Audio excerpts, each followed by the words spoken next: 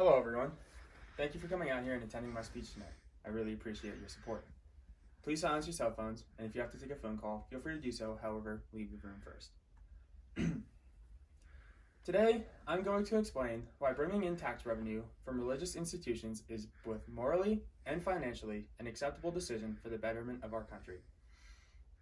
To start this conversation, we are going to look at why churches gain tax-free status in the first place. Some see the concept of granting tax-free status to religious institutions as a healthy way of separating church and state. After all, it would seem as though taxing churches would be a surefire way to destroy the free practice of religion within our country. I, however, disagree, and I think that it shows a clear bias towards religion and churches as a whole. Some churches provide a wide variety of social programs that very well may lead to the betterment of their community. These consist of food closets, youth groups, missionaries, trips around the world, and homeless shelters. Really, the list goes on and on. The reason that churches are granted this tax-free status is because they are viewed as the gold standard of morality within our society. For the majority of cases, this may be the truth. However, with in-depth experience, I have learned that tax-free dollars are not always managed by the hands of integrity. Now, let's dive into the ubiquitous and systemic corruption that we see within our nation's churches. I first want to look at the Church of Scientology. I don't know if everyone is familiar with that. Let's dive into it. To most people, the Church of Scientology may seem like it was woven into the plot of a bizarre Agatha Christie novel. However, when you analyze the inner workings of this organization, it is more of a fraternity of elitists in pursuit of world domination, in my opinion. I don't want to offend anyone. After a long legal battle, the Church of Scientology gained their solidified tax-free status in 1992. This came after decades of litigation and multiple bouts of the church being stripped of this status due to the commercial activities that were of financial benefit to the church's sole proprietor, Mr. L. Ron Hubbard.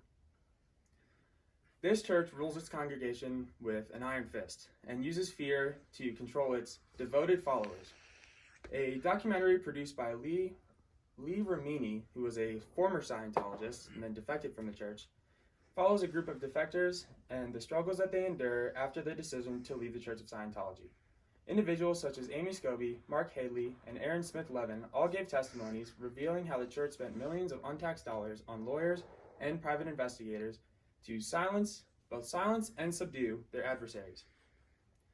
More than likely, you are all anticipating the mentioning of the tax-free icon himself, Joel Osteen.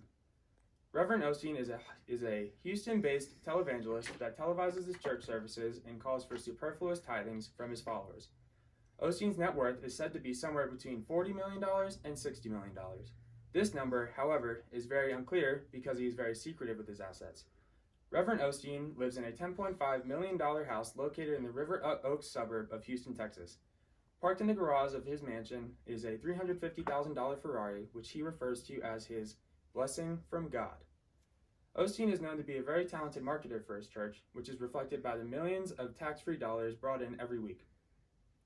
Both these examples demonstrate an obvious breach in the ideology and the principles behind granting tax-free statuses, and is the exact reason why it is my mission to call for a further analysis of these organizations. Let's now turn our attention to what the outcome would be if we began to tax religious institutions. Ryan T. Cragen, a sociologist at the University of Tampa, and two of his students, Stephanie Yeager and Desmond Vega, took it upon themselves to analyze how much tax revenue would be brought in annually if we were to tax churches. It is estimated that this amount would value at upwards of $8.1 billion annually. This money could be used for the betterment of our schools, building up broken communities, and improving roads, very prevalent in Colorado Springs. Really, the list goes on and on how the revenue could be utilized within our communities. Now, let's review some of the main points I addressed.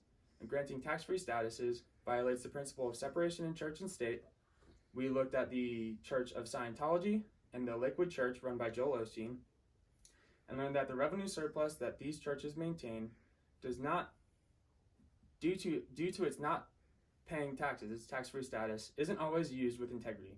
And finally, we discussed that taxing religious institutions could bring in upwards of $81 billion annually that could be utilized for the overall betterment of our communities. I think that this is something that everyone should be aware of, and we should all take it upon ourselves to do a little bit more research and understand a little bit better how our tax dollars are being used. I think that's something that everyone, in our modern civilization should be aware of. Thank you for coming to my speech. I really appreciate your attendance. Can we ask questions? Can if you want. What the fuck's gonna happen to Bingo?